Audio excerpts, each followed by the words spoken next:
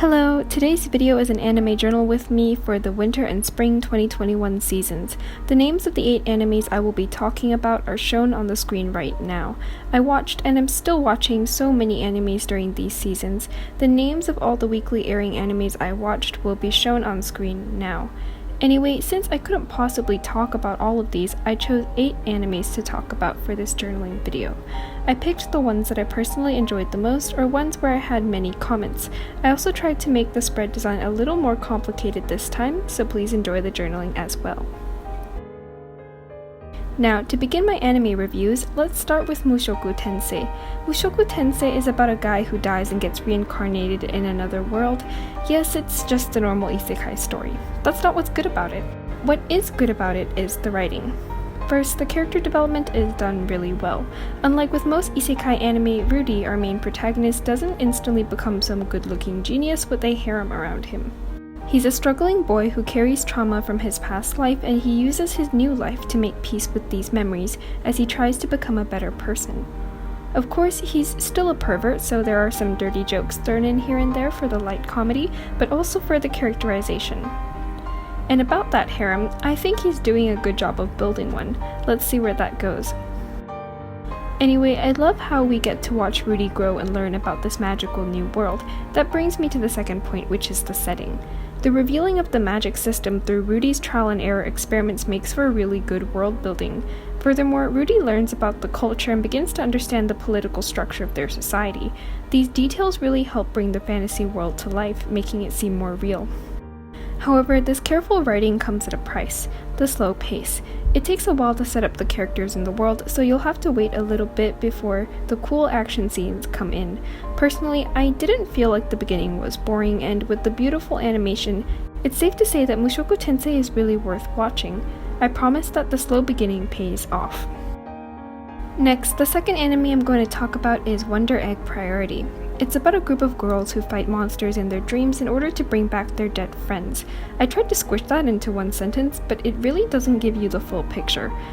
Wonder Egg Priority is an emotional, character-centered story with fantasy, mystery, and dark psychological elements. It starts with Oto Ai, a girl who's bullied because her eyes are different colors. After a while, she became close friends with Koito. For initially unclear reasons, Koito commits suicide, leaving Ai hurt and confused. In this tough situation, Ai is given an offer. She can fight monsters in her dreams until she kills enough of them to bring Koito back to life. Now, I think this fantasy element is pretty creative, especially because of the attention to detail. Ai and the other girls are immortal while fighting, but once they wake up from the dream, the injuries remain. This means you could actually die. Furthermore, the monsters they're fighting are projections of someone's trauma. That someone is the girl they have to protect during the fights, namely the girls that come out of the Wonder Eggs. Alright, so I'm not telling you what this is about because I think the plot is interesting. It's because this setting allows you to see the deep, dark themes they're dealing with. Every girl we meet has psychological and emotional scars. The characters face bullying, suicide, self-harm, body image issues, friendship issues, family issues, and many more. This anime cuts deep, very deep. The internal conflicts and character developments are incredibly well written. I especially like how the cute and bright animation style contrasts with the darker elements of the story. Then, on top of all that, there's a mystery trail, namely the mystery behind the origin of the Wonder Eggs and the people who own them. If you're looking for a deeply emotional story with fantasy, sci-fi, psychological, and mystery elements, then I highly recommend that you don't sleep on Wonder Egg Priority. The third anime I want to talk about is Horimiya. It's a very cute and extremely wholesome romance anime with a bit of light comedy thrown in. What I like about it the most is that it's pretty realistic. Romantic relationships don't go super smoothly like in fairy tales, and the problems that show up aren't over-exaggerated for dramatic effect. The issues that the characters run into reflect what many teenagers have to deal with. It's very real and relatable. And of course, the romance is super cute. You know I'm here for it. Other than that, I think the narrative writing was quite good. The story feels chill but eventful at the same time. Also, you really come to love every character that you meet, even if they don't get much screen time. On that note, I kind of wish the anime was longer so we could properly get to know everyone. As it stands, even without reading the manga, you can tell they cut loads of scenes. Another note to mention is how I lost sight of the storyline towards the end of the series. You can't really tell where it's going, which probably means that they cut some pretty important things and forcefully patched up the rest. That's just my guess though. At least the ending tied up all the main loose threads and gave a good sense of closure. Moreover, all the praise I have for this anime still outweighs the criticism. If you're looking for a wholesome rom-com anime, I would recommend Horimiya. The fourth anime I'm going to discuss is Kumodiska Nanika, or So I'm a Spider, So What? Again with the isekai, our main character dies and gets reincarnated in another world where magic exists. Except it's a little different. This time, a whole class of 26 people, including the teacher, simultaneously die and get reincarnated. That means they weren't hit by a truck, as is the usual case. Most of them don't even remember what happened. Our main character recalls that she was in class, but the next moment when she wakes up, she's already in the other world. This is probably the initial mystery that shows up at the beginning of the story. How did everyone die? Anyway, it takes a while before we get any answers, so let's talk about what happens in between and, well, why I like this anime in general. So what happens when our main character wakes up in another world? First, she realizes that she's a spider. Second, she sees that her spider siblings are eating each other. Third, after trying to find alternative options and failing, she decides to resort to cannibalism because there's nothing else to eat. Right off the bat, you can already tell that this story is going to be pretty unique considering our main character is a literal spider. That brings me to the first thing I like about this anime, the main character. In most isekai anime, the protagonist is a male otaku who suddenly gets magical powers and lots of cute girls upon reincarnation. Traveling to a fantasy world is basically for escapist purposes. You leave your previous sad life behind to enjoy a new life where you are a hero slaying demons, going on adventures, and meeting some beautiful elves or something. That's the typical situation. What happened to Wakaba, our protagonist, is the opposite.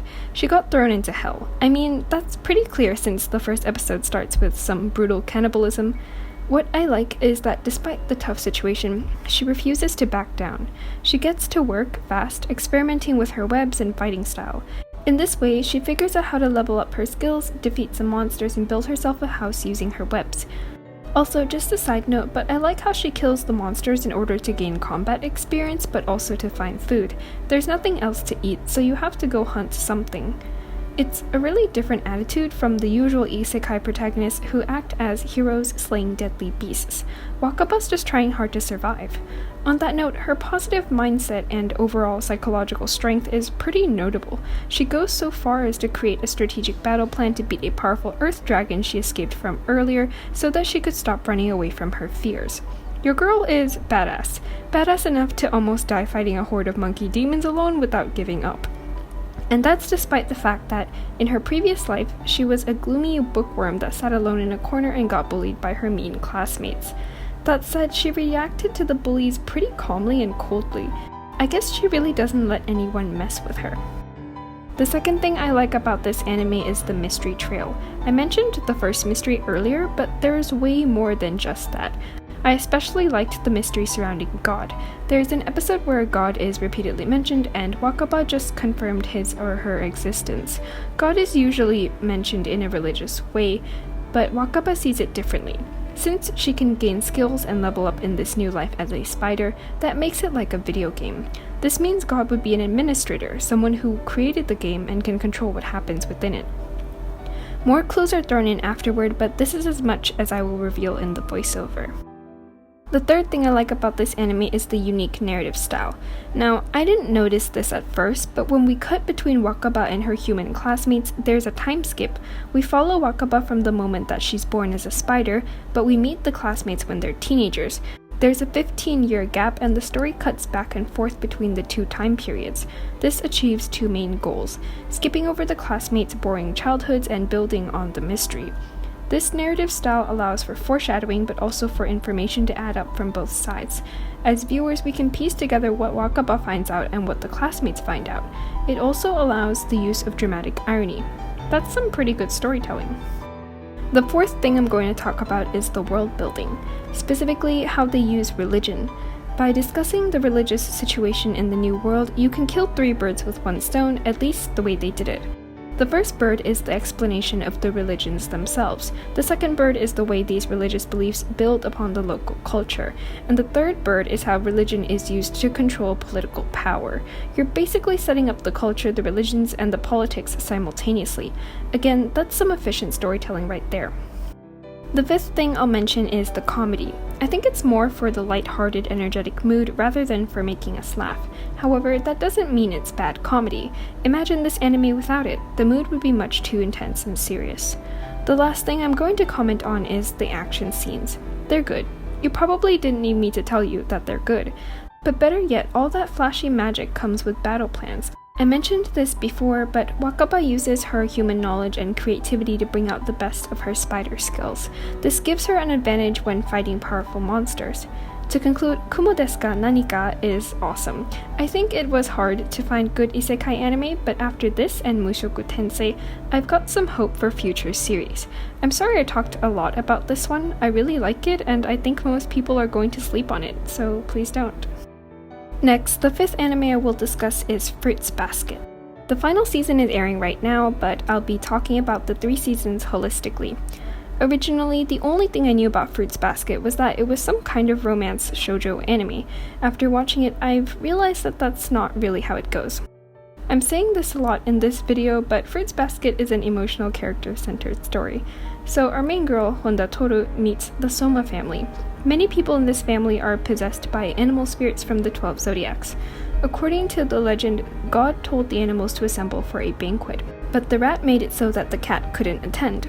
I'm mentioning this because 3 very important characters are involved here: the god, the rat, and the cat, namely Akito, Yuki, and Kyo. Yuki and Kyo interact with Toru the most, and their internal conflicts are probably the most memorable out of everyone. That said, the character writing is very good, and literally every character we meet has some kind of trauma. Personally, I really like that Toru, our kind, sensitive protagonist, saves everyone in a way, yet she needs to be saved herself. She smiles and laughs all the time, hiding the painful memories that secretly make her heart crack. Furthermore, the interactions and connections between different characters is done really well. For example, Kyo and Yuki are always fighting, but deep down, Yuki wants to be Kyo's friend. They both just carry a lot of pent-up hatred and frustration from their childhood that stops them from trusting people and interacting with them normally. However, a better example is probably Sugure and Akito. I really like these two as characters. Sugure seems nice at first, but he later admits that he's scum. He knows he's being mean and manipulative on purpose, but he doesn't think he's wrong. Akito, on the other hand, seems to abuse other people in the name of love. From an outsider's perspective, Akito is just a hurt, screaming child. But from the perspective of the Somas, he is God. They can't disobey him and instead constantly endures his psychological and physical abuse. He uses his position to manipulate everyone, making them give him attention, because what he needs most is love. Most of all, Akito wants affection from Shigure, but Shigure treats him coldly on purpose, despite claiming that Akito is the most important person to him. This dynamic is pretty interesting and mysterious. I mean, what kind of messed up romance is this? Anyway, it's also worth noting that the person framed as the antagonist of the story is the person that is the most weak and traumatized, and he takes it out on other people. This is the opposite of what Toru does. She shares their sorrow with them, accepting them. She heals them. Akito breaks them. As a final note for Fruits Basket, the romance is pretty cute and wholesome, and so is the friendship. It's a really heartwarming anime, and I am so glad that it's getting a final season to wrap up the story. All that character writing spread throughout the 3 seasons really allowed us to empathize with everyone, making us care more about them as we come to understand their underlying traumas. If you are looking for a sad, emotional romance anime and you're not afraid to commit to over 50 episodes, I would definitely recommend Fruits Basket. Alright, so the 6th anime I'm going to talk about is Shadow's House. The story is about Emiliko, a living doll whose sole purpose is to serve her shadow master. That goes for all the living dolls. The shadows are faceless people covered in black soot. Basically, their skin is black and so are their eyes and hair, and making it impossible to read their facial expressions, because you can't tell what's the nose, what's the eyes, what's the mouth, and so on. It's just black. That's why they need living dolls to act as their faces, to show their expressions. Anyway, not many people are talking about this show, but I think it deserves just a little more attention. Mainly, that's because it's in the psychological mystery genre, and well, that's my favorite genre. Shadow's House has really good mystery building. Every episode comes with a few clues and answers, but also many more questions. Mainly, the mystery centers around the characters in the setting. We don't know where or when we are. We don't even know for sure that we're on Earth. All we know is that we're trapped in some kind of mansion that we can't leave. Right, what else do we know? We know a bit about the living dolls, enough to make some guesses. First, they need to eat food like normal humans. They also have thoughts and free will like normal humans, and they feel things like normal humans. What if they are human? But they think that they're dolls created by the great-grandfather for the purpose of serving their masters. Brainwashing? That's my guess, but we don't really know yet. In this way, they keep the origins of the characters a secret. This goes for the Shadow Masters as well, since we don't even know what shadows are. There's a kind of supernatural element here that is being revealed alongside the other mysteries. Mainly, this supernatural element concerns the black soot that covers the shadows. When the shadows are anxious or mad, the soot rises up in a smoky stream above their heads. Also, if soot collects too much without being cleaned, it turns into a phantom monster. From these two clues, I deduce that the soot represents negative feelings. However, they also seem to be linked to some kind of magical power that isn't really explained yet. The mystery aside, another thing I like about this anime is the themes. It makes you question what you consider to be human. Are the living dolls human? Are the shadows human? Both? Or maybe neither? And what do you consider to be humane treatment, and who deserves it? Another underlying theme is about free will and creativity. Living dolls are told not to think about unnecessary things. Because of this, they only do what they're told. They're easy to control, yet if you give them the freedom to think, feel, and do whatever they want, they can get more creative and solve problems better. Which would you prefer, the mindless control or the disorder that comes with creativity? Give it a thought as you watch Shadow's House. Next, the seventh anime I want to talk about is Odd Taxi. At first, it makes sense to compare Odd Taxi to Beastars or Zootopia because the characters are animals, but it's nothing like Beastars or Zootopia. If anything, I think it resembles Durarara, and that's because of the storytelling. It cuts between several different characters' perspectives, with our main protagonist being a walrus taxi driver. Other than him, there's a gorilla doctor, an alpaca nurse, a dog idol, a monkey gangster, a hippo university student, and, well, a lot more people. On top of this, if you asked me what the plot was about, I would also have a long list as an answer for you. A missing high school girl, a psychopath cat dude trying to kill the walrus taxi driver, the manager of an idol group doing shady deals, a couple of comedians trying to make it big in the entertainment industry, and much more. The reason I say this resembles Durarara is because these all seem like scattered fragments, but they will tie together into a cohesive story. It just starts all over the place. This means you have to keep track of everyone and everything that happens in order to draw all the connections and put the pieces together. Thankfully, the story's a little easier to follow in Odd Taxi than in Durarara because the characters are animals. Each one looks quite different than the others, so it's harder to get them mixed up. Anyway, if it's not already clear, I like this narrative style because it makes for really good mysteries, especially when there are several mysteries linked to different characters.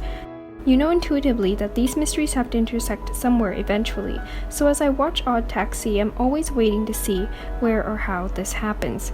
It's practically impossible to guess what kind of information they'll throw at you next, and it's a really interesting mystery story because of that. Odd Taxi is a unique and unpredictable anime. On that note about uniqueness, I think the comedy in this anime is pretty weird. They throw in loads of jokes and loads of punchlines, but it doesn't make you laugh. I think it's not supposed to.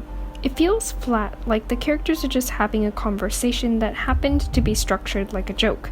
This gives off a slightly disorienting feeling that adds to the mysterious and dark undertones of the story.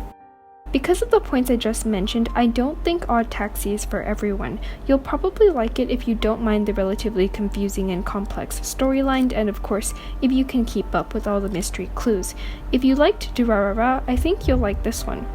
Also, if you're not going to watch this anime because the animal characters and the cartoony art style made you think that it's for kids, I urge you to give it a go. You'll be surprised. But maybe before that, watch Beastars and then convince yourself that cartoon animal characters can get at really deep, mature stuff sometimes. Don't take it lightly. The 8th and final anime I'm going to rant about is Moriarty the Patriot. This one is a crime/detective style series. Think of Sherlock Holmes. Well, actually Sherlock Holmes is in this anime, but he's not the protagonist. The main character is William James Moriarty, or at least that's what he goes by. We find out later that William James Moriarty was actually a different person. Our main character is just using his identity. So you can see right off the bat that there's loads of mysteries. We don't even know our main character that well. But I will say he seems like the demon lord of criminals or something. Anyway, the setup is pretty interesting. The story takes place in the UK, probably sometime in the late 1800s or early 1900s. Hence, enter Sherlock Holmes. We also get a James Bond showing up later. Then there's Jack the Ripper. How many references are we going to get in this anime? On top of all that though, you'd think that Sherlock Holmes takes the spotlight in mystery solving, but Moriarty constantly outsmarts him. As viewers, we get to see how the plans unfold from the perspective of the mastermind, as Sherlock puzzles over who the so-called Lord of Crime is. There's some dramatic irony here because we know the answers to nearly all of Sherlock's questions. We know Moriarty orchestrates the crimes, and we know his motive. Sherlock is still figuring these things out. As for us, we're just waiting to see what the Moriartys will do next. On that note, I like how there's loads of psychological strategy applied to their battles. Because of this, you're getting your mind blown by the elaborate plans and torture methods while enjoying the well-animated action scenes in each episode. After I started watching the first season, I quickly flew through the rest of it, and now I'm eagerly waiting for the weekly release of the second season.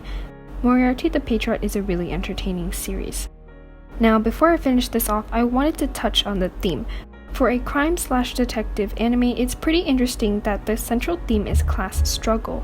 This is about the large population of poor and middle class people that are often mistreated and discriminated against by the rich nobility.